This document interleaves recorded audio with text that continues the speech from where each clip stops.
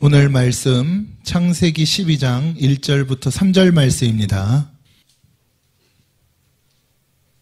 같이 읽습니다. 여호와께서 아브라함에게 이르시되 너는 너의 고향과 친척과 아버지의 집을 떠나 내가 내게 보여줄 땅으로 가라. 내가 너로 큰 민족을 이루고 내게 복을 주어 내 이름을 창대하게 하리니 너는 복이 될지라.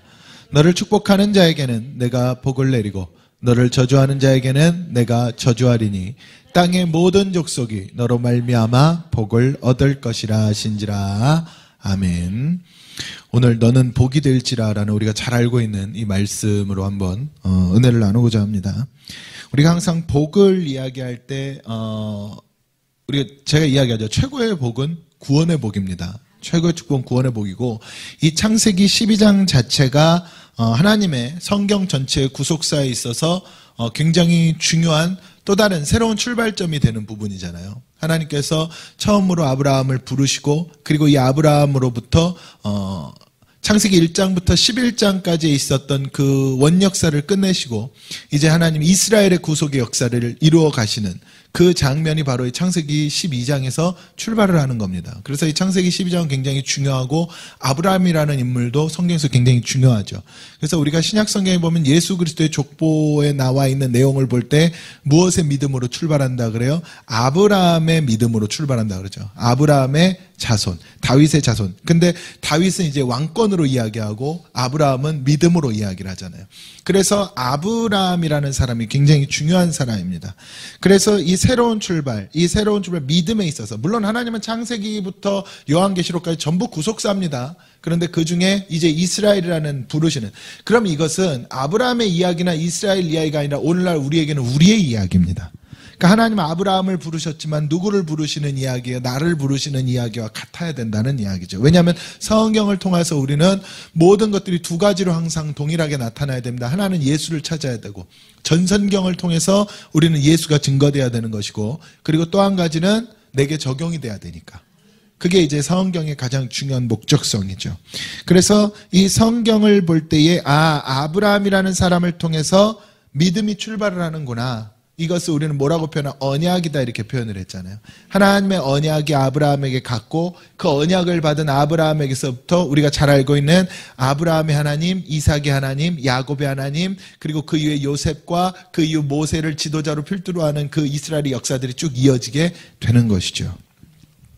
그래서 가장 중요한 것은 어디에서 출발해야 되냐? 언약에서 출발해야 된다는 이야기예요. 항상 모든 것은 하나님의 언약이 있어야 됩니다. 그러니까 제가 늘 말하지만 사람의 약속은 깨질 수도 있지만, 왜냐하면 왜 깨지는 거예요? 사람이 연약하기 때문에 그렇죠. 근데 하나님의 언약은 안 깨집니다. 왜냐하면 하나님은 완전하기 때문에. 우리는 불완전하기 때문에 깨질 수 있으나 하나님은 완전하시기 때문에 안 깨진다 이렇게 이야기했잖아요. 그래서 하나님께서 성경을 통해서 우리에게 주신 언약이 어때요? 오실 예수, 이 마지막 언약 하나 남았습니다. 다시 오실 예수. 그러면 지금까지 하나님의 언약이 이루어졌으니까 마지막 다시 오실 예수에 대한 언약도 이루어진다. 그래서 우리가 하나님께서 우리에게 주시는 언약을 우리가 붙잡는 거예요. 이 아브라함은 아브라함에게 하나님 언약을 주셨을 때 아브라함이 그 언약을 붙잡잖아요. 그리고 그것을 믿으니 하나님은 그것을 의로 여겼다 그랬죠. 그래서 모든 상황 가운데 출발점은 어디에서 출발한다? 하나님의 약속, 언약에서 출발한다. 그러면은 이 하나님의 언약을 다른 말로 하면 우리에게는 뭐라 그러는 거야? 말씀이라 그러는 거야. 말씀. 그러니까 우리에게 하나님 언약을 주셨다는 건 말씀 주셨다는 이야기입니다. 그러니까 그런 것 같아요. 말씀이 없으면 안 된다는 게, 여러분 교회라는 곳을 예를 들면은요, 신앙도 마찬가지지만 양육도 있을 수 있고 교회 안에는 은사도 있을 수 있고 여러 가지가 있을 수 있습니다. 교회 안에는 봉사도 있고 수많은 것들이 있죠. 그 모든 것들이 참 다 중요하고 귀한 것들인데 잘 양육하고 정말 놀라운 은사가 나타난다 할지라도 중요한 건 말씀이 없으면 무너지더라는 이야기예요.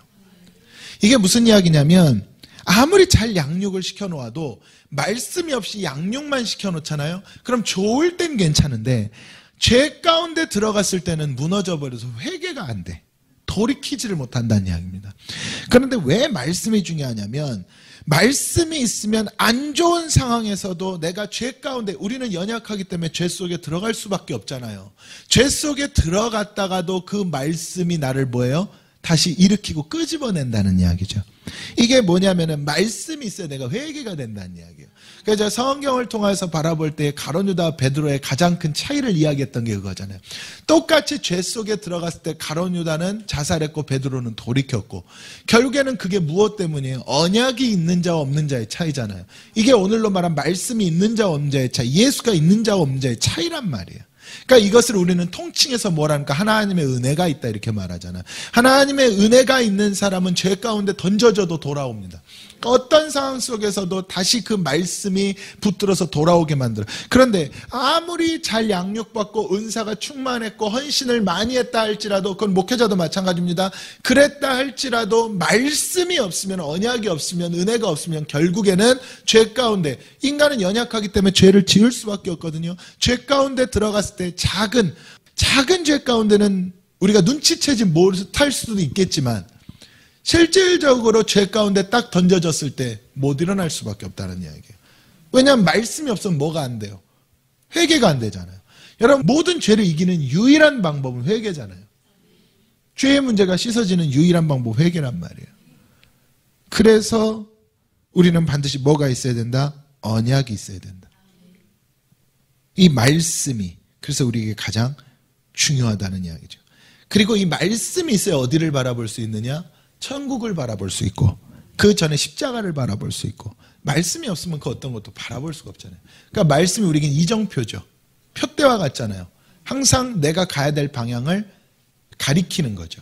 그러니까 우리는 그 방향을 따라가는 거고. 그래서 이 창세기에 나와 있는 이 말씀을 통하여서 너는 복이 될지라, 그러면 복이라는 것을 이해할 때 우리는 우리의 말씀으로 받는다. 그러면 이 최고의 복으로는 뭐가 있어야 된다는, 말씀이 있어야 한다는 이야기예요. 그럼 이걸 가지고 한번 풀어보려고 하는데, 자 그럼 보세요.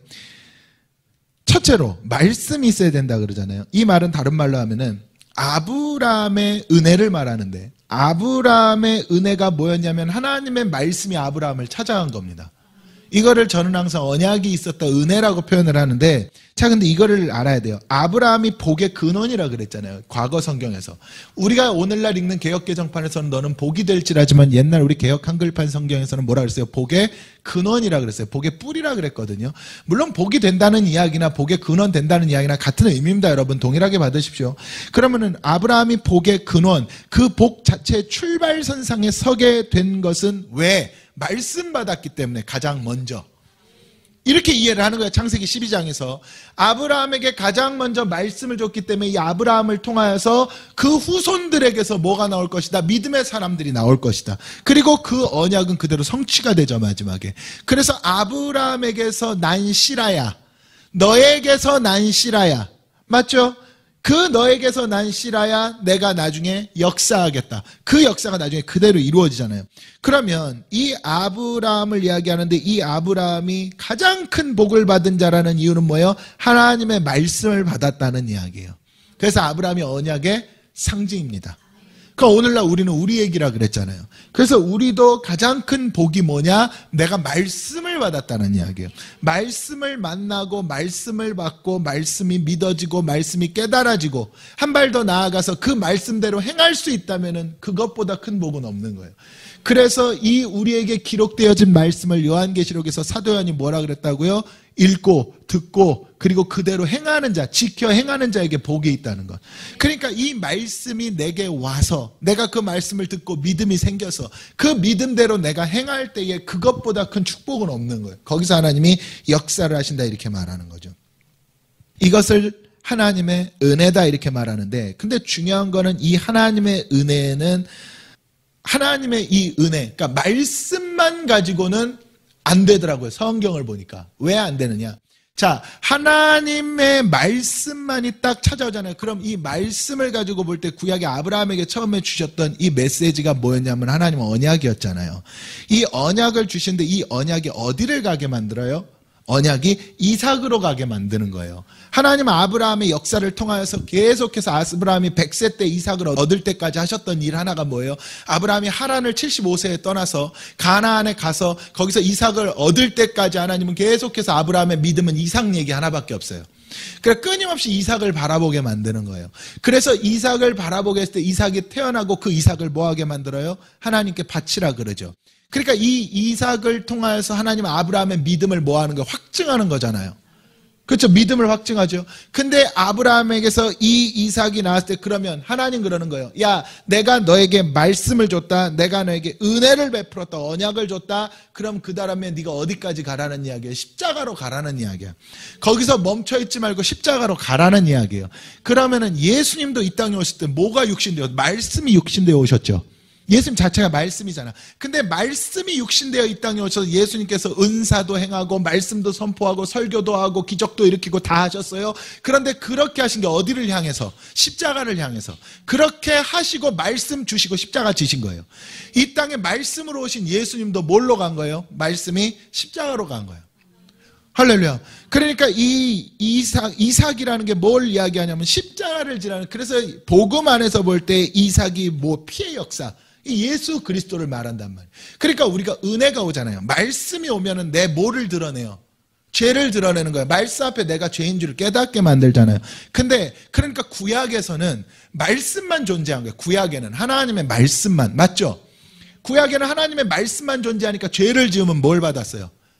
심판을 받는 거예요. 징계를 받고 죽어나가는 거예요. 하나님의 말씀대로 행하면 괜찮은데 행하지 못할 때는 죽어나간 거예요. 근데 제가 늘 말씀드리면 우리는 뭐예요? 연약하잖아. 그래서 말씀대로 행할 때도 있지만 행하지 못할 때도 있어요. 그럼 우리가 만약에 구약의 시대를 사는 사람들이라면 우리는 다 죽어나가야 됩니다.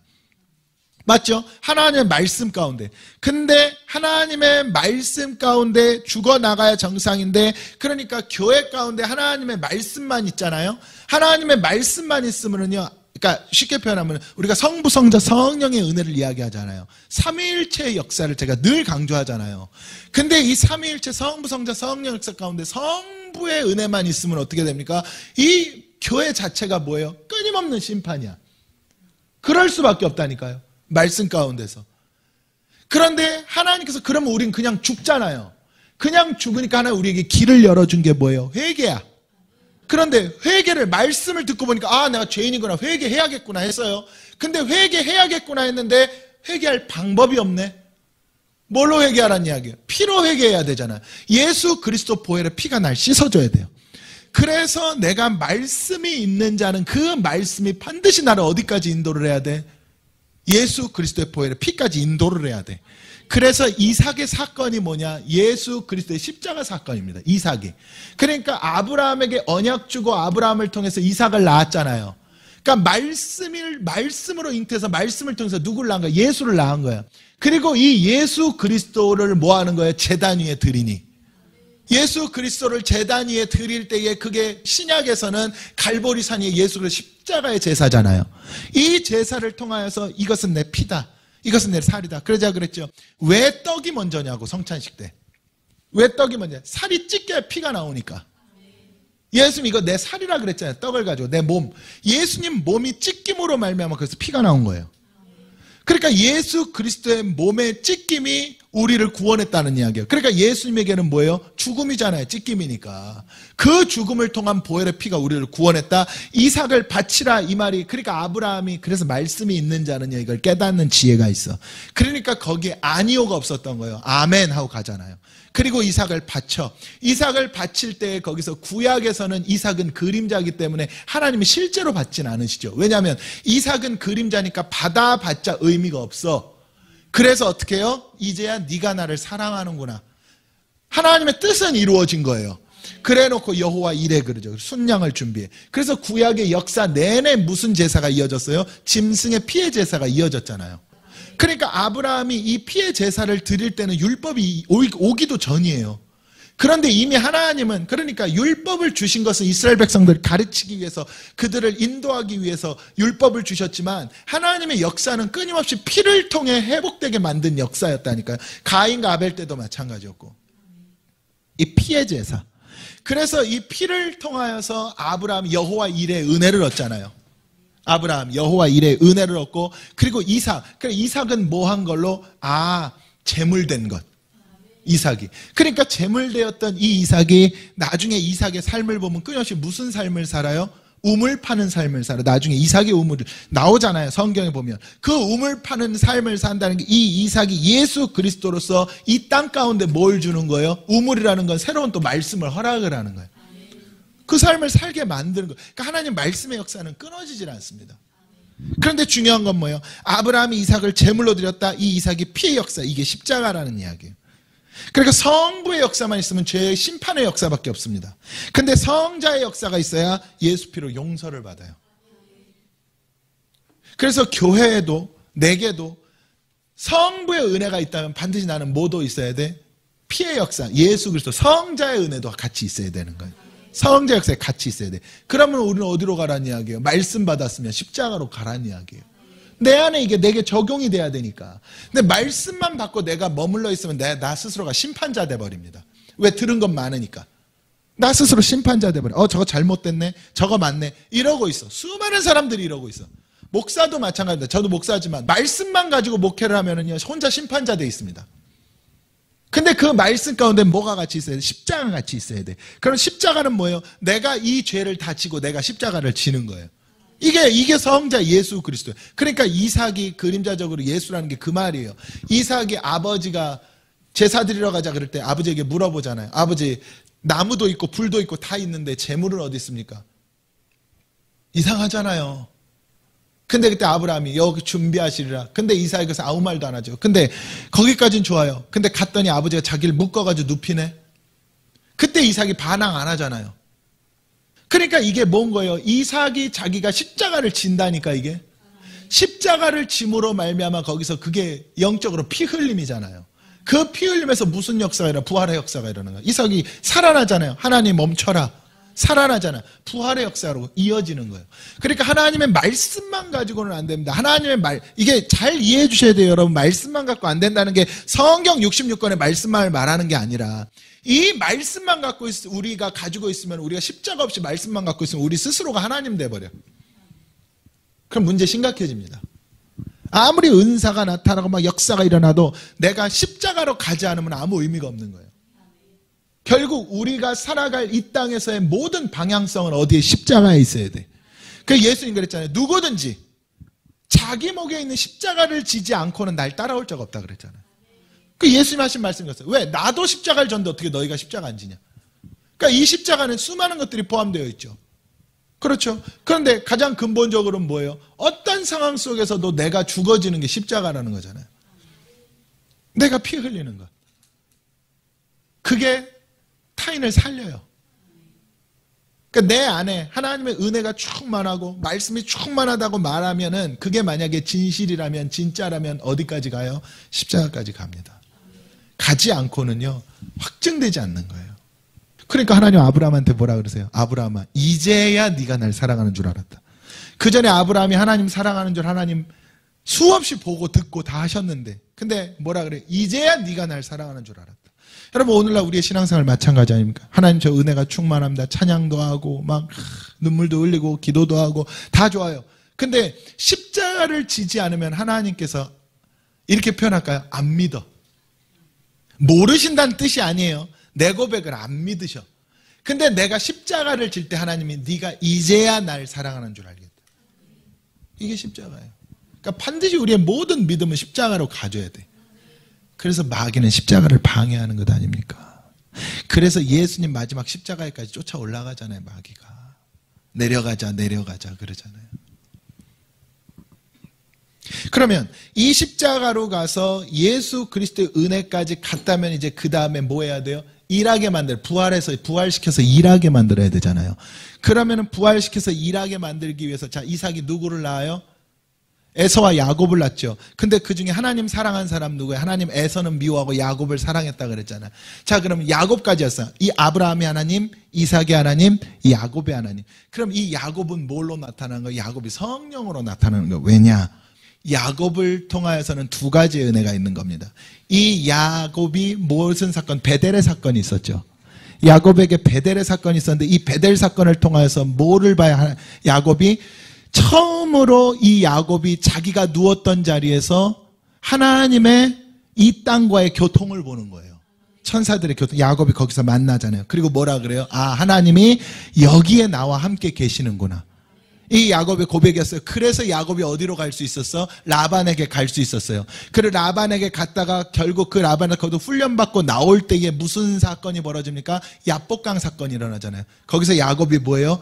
천사와 씨름하다가, 하나님의 사람 씨름하죠. 이 사건을 통해서 야곱이 뭘로 바뀝니까? 이스라엘로 변화되는 거예요. 그러니까 여러분, 십자가를 지고 죽잖아요. 그러면은 부활하는 순간 나는 뭐 되는 거예요? 변화체야. 할렐루야. 야곱이 야복강에서 뭐 했어? 죽었어. 야곱이란 이름은 죽은 거예요. 환도뼈를 맞는 그 순간 죽은 거야. 물론 이제 여기에 또 들어가면 또 많습니다. 야곱이 씨름했다는 게 뭐냐라고 이야기했을 때 기도로도 나타나고, 그러니까 결국에는 야곱이 기도로 죽어지고, 이 여러 가지로 해석이 되지만 지금 그것을 이야기하려는 게 아니니까, 야곱이라는 사람 자체가 뭘로 바뀌어지는? 이스라엘로 바뀌어져.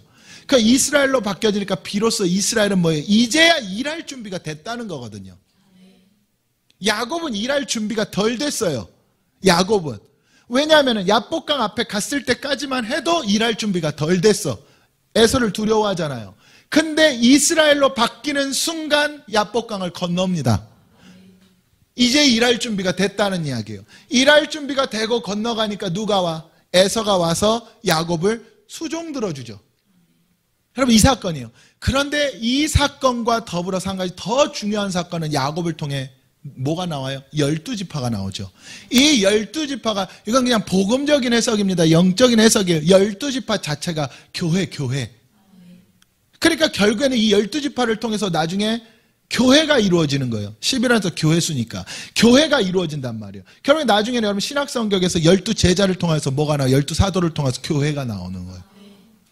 물론 이것을 뭐 어떤 이단들에서는 자기들이 가져다가 무슨 막 사용하기도 하지만, 여러분 그거는 이단의 소리엔 귀 기울이지 마시고 성경 자체가 가장 우리에게 중요한, 야곱을 통해서 12지파가 나오고 그 지파를 통해서 뭐가 이루어져? 이스라엘의 땅이 이루어지잖아요.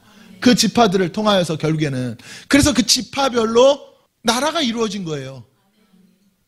근데 우리는 이스라엘 역사가 중요한 게 아니에요. 우리는 그것을 통해서 뭘 보는 거예요? 지금 우리에게 주신 하나님의 역사, 성령 역사, 교회의 역사 아닙니까? 그래서 이 교회의 역사가 이루어지기 위해서는 반드시 뭐가 있어요? 성령이 있어야 된다는 거예요. 그게 야곱의 은혜야. 그래서 야곱까지, 아브라함과 이삭과 야곱까지 이 은혜를 이야기할 때 성부 하나님의 은혜, 성자 예수 그리스도의 역사, 그리고 마지막 성령 하나님의 역사, 이 세 가지 삼위일체 역사가 이루어지는 거예요. 그래서 이 3대를 성경에서 중요하게 이야기를 했던 거야. 할렐루야. 그러니까 그러면 우리의 메시지로 붙들자라고 이야기했을 때, 그러면 우리의 메시지 어떻게 붙들겠어요? 우리의 메시지로 붙들려면 이 성부 하나님의 말씀의 이 언약의 은혜와, 그 다음에 성자 예수 그리스도의 십자가의 복음과, 그리고 마지막으로 성령 하나님의 그 일할 수 있게 만드는 교회의 역사가 내 안에 들어와야 돼. 그러지 않으면 안 되는 거예요. 그러니까 성령 받고 나니까 방언이 터지고 기도하게 만든 것 아니에요. 기도도 일하기 위해 하는 거예요, 여러분. 일하기 위해. 할렐루야.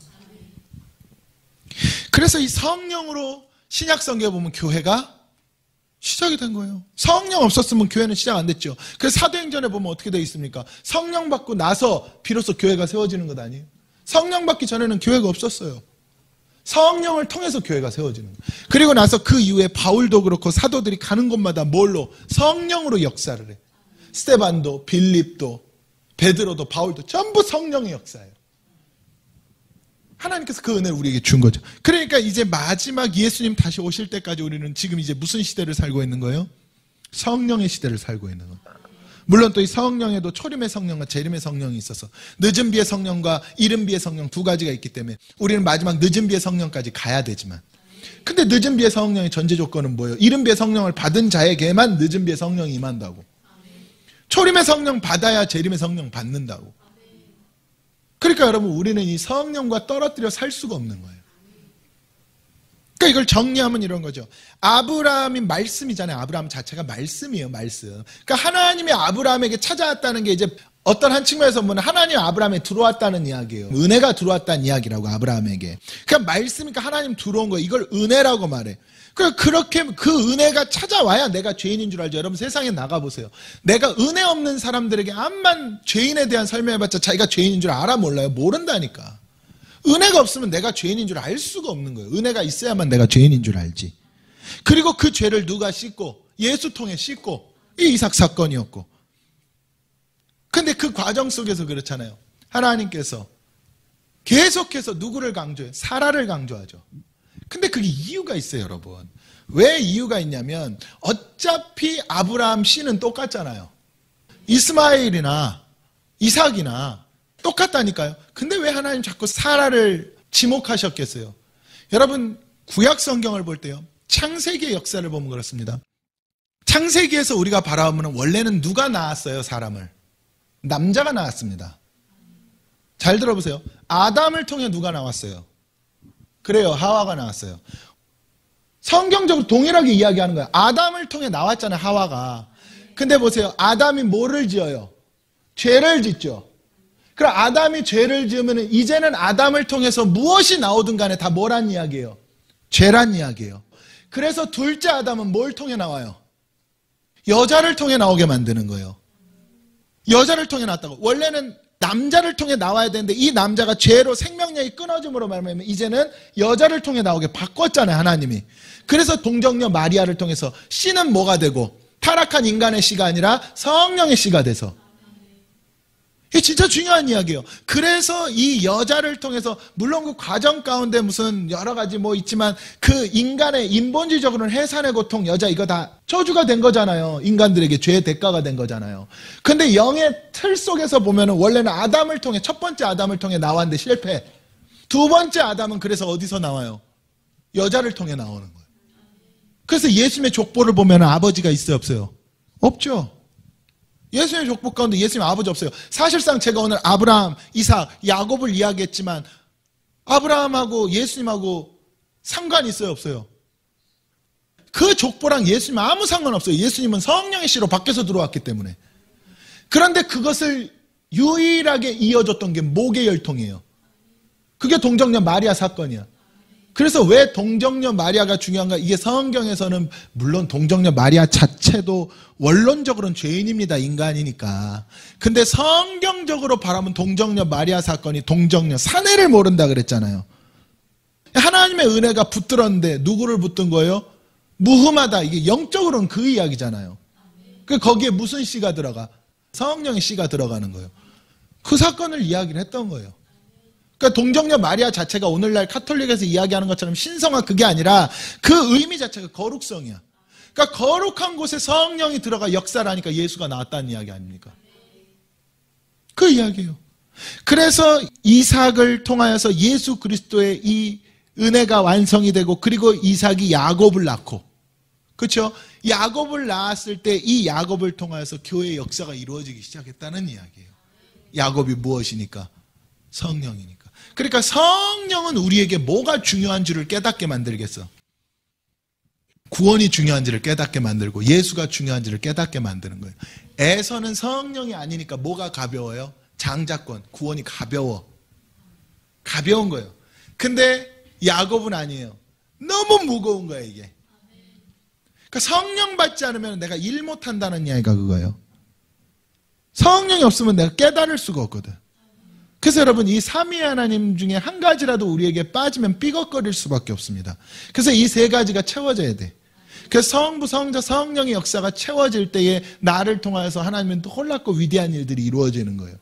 그래서 사실상 오늘날 교회는 뭐가 돼야 돼? 이 성부, 성자, 성령의 역사가 채워져 있어야 돼. 그게 복입니다. 너는 복이 될지라. 그러니까 너는 복이 될지라는 게 사실상 이 말이에요. 오늘날 우리에게 최고의 복은 저 역사적으로 흘러온 것을 볼 때는 교회된 게 진짜 복이거든요. 사실은요. 교회된 게 너무나 큰 복인데 교회가 왜 무너집니까?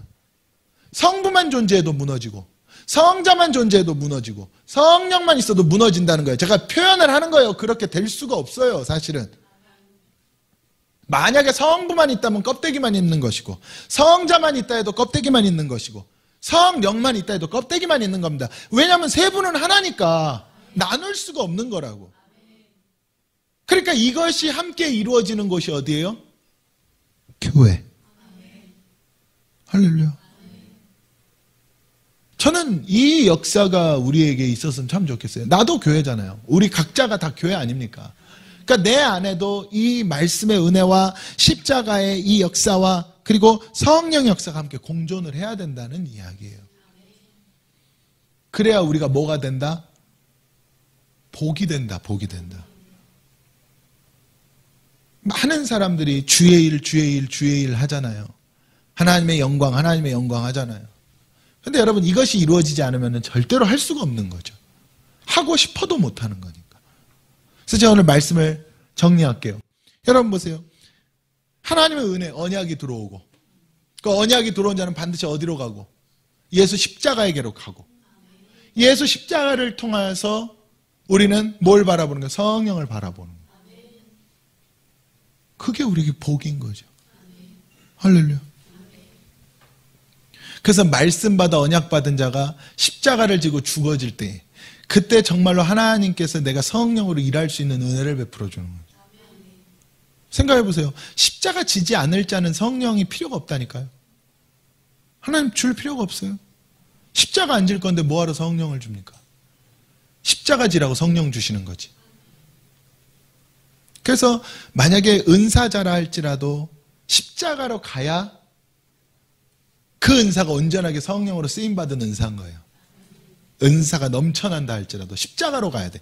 그럼 십자가로 간다는 건 뭐예요? 어떤 능력을 행해도 결국에는 내가 죽어지는 은혜. 내 의는 없고 내 공로는 없다고 제가 늘 말씀드리잖아요.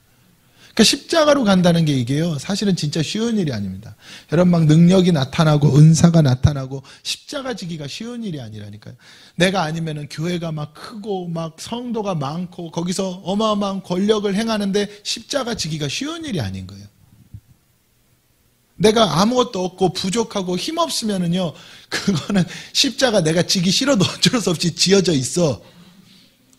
근데 내가 모든 상황 가운데 내가 부족함이 없을 때 십자가 진다는 건 쉬운 일이 아니에요. 근데 그때 십자가를 지으면 그럼 하나님께서 계속 나를 통해 역사를 해. 근데 그때 십자가를 안 지으니까 결국에는 뭐 하는 거예요? 내가 떨어지는 거죠. 떨어지는 거예요. 할렐루야. 그래서 저는 저도 그렇고 여러분들도 그렇고 우리가 복이 될 수 있기를 주님의 이름으로 축원합니다. 정말로 복이 됐으면 좋겠어요. 아브라함이 받았던 복. 많은 사람들이 그러죠. 아브라함의 복을 주소서. 맞아요. 우리도 그 복 받을 수 있습니다. 근데 그 복 받으려면 아브라함의 하나님, 이삭의 하나님, 야곱의 하나님이셨던 그 삼위 하나님 내게도 역사를 해야 돼요. 그래야 그 복을 나도 받는 거죠. 저는 이런 위대한 역사가 우리의 삶 가운데 있기를 원하고, 그리고 정말로 이 말씀을 통하여서 하나님의 말씀이 살아있다. 그럼 그 말씀 가지고 내가 십자가를 진다. 그럼 십자가 지은 자들은 하나님 반드시 부활시키는구나. 왜? 성령 주려고. 그럼 그 성령 받은 자들이 그때부터 뭐 하는 거예요? 우리가 그토록 말하는 주의 일을 하는 거예요. 그 전엔 할 수가 없습니다. 그 전엔. 해봤자 다 내 의야. 아멘. 저는 그래서 우리 모두가 너는 복이 될지라, 이 은혜가 있기를 주님의 이름으로 축원합니다.